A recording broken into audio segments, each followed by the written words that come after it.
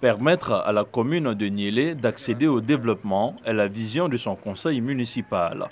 Réuni récemment en sa première session de l'année 2020, le conseil municipal s'est fixé des priorités.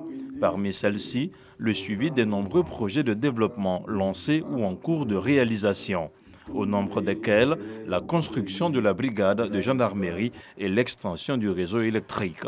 Il était important de les rencontrer et leur dire combien de fois ils doivent se mobiliser pour faire établir leur carte d'identité. Le second volet aussi était consacré au problème de coronavirus. Nous savons que c'est un fléau aujourd'hui qui fait l'actualité partout dans le monde entier. Et aujourd'hui, on a eu des cas au Burkina qui est voisin. Nous sommes à 10 km du Burkina et ces populations sont dans une situation géographique assez sensible. Donc pour nous, c'est l'occasion de les sensibiliser, de leur dire les précautions à prendre et de rester assez vigilants pour pallier toute éventualité de contamination. Ces travaux du conseil municipal ont été mis à profit pour inviter les élèves de la commune à s'approprier et à respecter les symboles de la nation. Une occasion également saisie pour sensibiliser les populations rurales et urbaines à adhérer au processus de renouvellement des cartes nationales d'identité et surtout à mettre strictement en œuvre les mesures de prévention édictées par le gouvernement pour arrêter la propagation du Covid-19.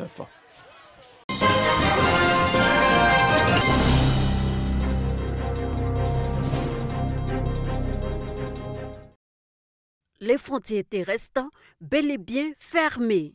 Poste frontalier de l'Aleraba, département de Ouangolodougou à 1 km du Burkina Faso. Le trafic de personnes est suspendu conformément aux mesures gouvernementales.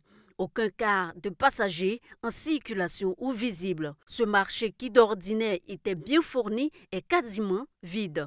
La plupart de nos clients ici sont des passagers qui quittent de la Côte d'Ivoire vers le Burkina, du Burkina vers la Côte d'Ivoire. On constate que tout est arrêté. Hier, déjà dans la matinée, j'ai procédé à la fermeture de la frontière à l'Aleraba. À minuit, nous avons procédé à la fermeture de la frontière de Pogo. C'est la même chose pour le poste frontière de la Citaraï. C'est fermé à tout mouvement humain. À tout mouvement humain, que vous soyez à pied, que vous soyez en voiture, que vous soyez en moto. Seul est autorisé le trafic de marchandises sous réserve de contrôle sanitaire réalisé par les autorités compétentes. Toutes les marchandises à l'export et à l'import continuent le trafic habituel, mais sont soumises à un contrôle strict. Tous les acteurs de la plateforme sont donc appelés pour chacun à faire le travail qui est le sien. La fermeture des frontières terrestres ne semble pas être acceptée par certains, malgré la menace du Covid-19. Nombreux sont ceux qui empruntent des chemins détournés, comme ces pistes. Le lit d'un des affluents du fleuve Komoué, entre l'Aleraba et le Burkina Faso, sert aussi de passage. Ce jeune homme a tenté de regagner le Burkina Faso par ce chemin. Mais il est refoulé avec plusieurs autres par les forces de l'ordre et de sécurité qui restent vigilants. Donc il tentait de joindre le voilà, Burkina. Il n'a pas pu. Ils ont un poste d'observation. Oui, voilà. D'accord. Il n'a pas pu. Ok. Voilà. Ça, c'est bien entendu l'apport de nos fascis qui sont un peu situés dans ces pistes-là afin de les épingler. Bon, sincèrement, comme hier, je suis sorti là. Bon, je n'ai rien entendu quoi. C'est fermé jusqu'à nouvel ordre. Hein? Voulant tirer profit de la suspension des transports en commun, des jeunes ont vu leur engin saisi. Ils s'adonnaient avec leur moto au convoyage des passagers clandestins. Pour la journée d'aujourd'hui, vous comptabilisez cette moto et c'est le phénomène auquel nous faisons face aujourd'hui. Le convoyage des passagers clandestins à partir de ces motos en provenance du Burkina Faso. Nous veillons avec nos forces en appui au grain. Les voitures personnelles sont également refoulées. C'est le cas de ce conducteur. Il retourne donc au Burkina Faso. Bon, je suis à Ouangolo ici, je suis passé dimanche, samedi soir pour aller faire mariage à Banfara. Alors, j'ai compris hier qu'ils ont fermé le frontière, personne n'est pas là. C'est maladie, tout le monde se charge. Donc moi, je crois qu'ils n'ont pas la vérité. Donc moi j'ai retourné. Pour faire barrage aux voies de contournement, le préfet du département de Ouangolo a eu plusieurs rencontres avec le comité départemental de lutte contre les épidémies. Il est question de la mise en place d'une stratégie efficace. Je vous donne l'exemple de Pogo. Par rapport à Pogo, nous avons décidé désormais qu'il y ait un poste avancé au niveau des Niélé. De sorte que tous ceux qui contournent Pogo soient rattrapés au niveau des Niélé. Donc c'est des dispositions comme ça que nous sommes en train de prendre. Des rencontres qui semblent porter leurs fruits. Le soutien de la population de l'Aleraba a permis d'arrêter plusieurs clandestins. Nous avons des jeunes qui contrôlent tout le long des pistes. Une fois qu'on voit des passagers, souvent même on les laisse marcher, traverser le village. Donc ça fait que si nous voyons un passager qui traverse même à pied le village, parce qu'on se voit là ici, nous alertons en même temps les forces de l'ordre et les services de santé. Pour mener à bien leur mission, les forces de sécurité ont fait un plaidoyer dans le cadre du renforcement de leur équipement. Nous avons besoin d'un renforcement pour appuyer les forces qui sont déjà ici. Il y a des efforts qui sont faits avec le détachement des FACI, avec le détachement de la brigade de sécurité rurale, mais il faut encore renforcer. Il faut des moyens de mobilité. Pour l'heure, aucun cas de Covid-19 dans le Tchologo. Le préfet du département de Ouangolo en appelle au soutien des populations pour barrer la route au coronavirus.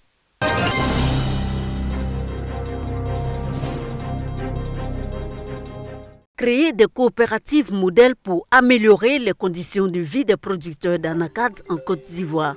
C'est la mission de la Société coopérative pour le développement international, Socodevi.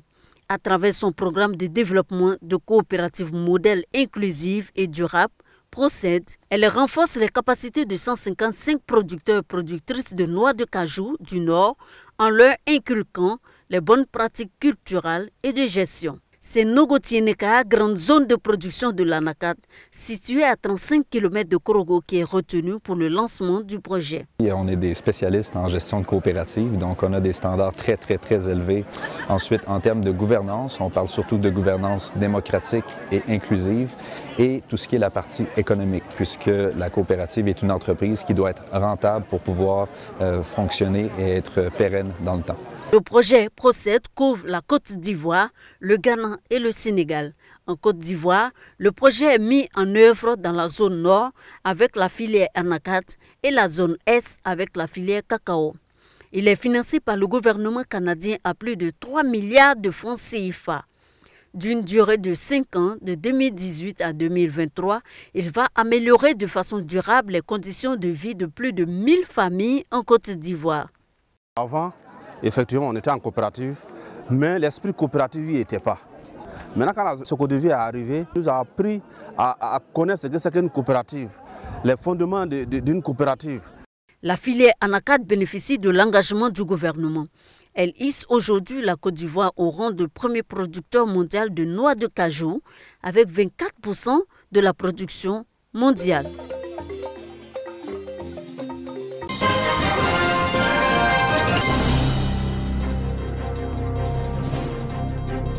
Le conseil régional d'Unzi met le social au cœur de ses actions. Plus de 81 millions de francs CFA ont été accordés aux populations dans le cadre des projets sociaux. Au nom de Kofi Nguessan Lataille, président du conseil régional d'Unzi, Tia Kwasi Venance, troisième vice-président de ce conseil régional, a procédé à la remise de prises en charge scolaires et universitaires. Également, des appuis financiers aux personnes nécessiteuses de la région. La région a pour mission essentielle de faire en sorte d'assurer le bien-être des populations. Et cela par diverses manières de le faire et selon diverses stratégies qui sont élaborées par le Conseil. Et c'est en cela que nous nous réjouissons de ce que le Conseil a pu mobiliser les ressources nécessaires. À ces gestes s'ajoute le financement des promoteurs d'activités génératrices de revenus ainsi que les dons de vivres et non-vivres aux cantines scolaires. Les bénéficiaires ont remercié le conseil régional d'Unzi pour cette action de solidarité à leur égard. Avec ce prêt, on fait beaucoup de choses. On aide nos mariés à la maison avec nos petits commerces que nous faisons. Ça me donne vraiment de la joie de pouvoir continuer et poursuivre mes études. Voilà, je dis un grand merci c'est vraiment excellent. C'est une action à vraiment encourager et saluer. Par ailleurs, il faut noter que ce sont 1 200 000 francs CFA qui ont été dégagés au titre des aides scolaires. 8 400 000 francs CFA pour soutenir les personnes indigentes. 58 millions pour financer les projets générateurs de revenus et 2 millions de francs CFA pour les vivres.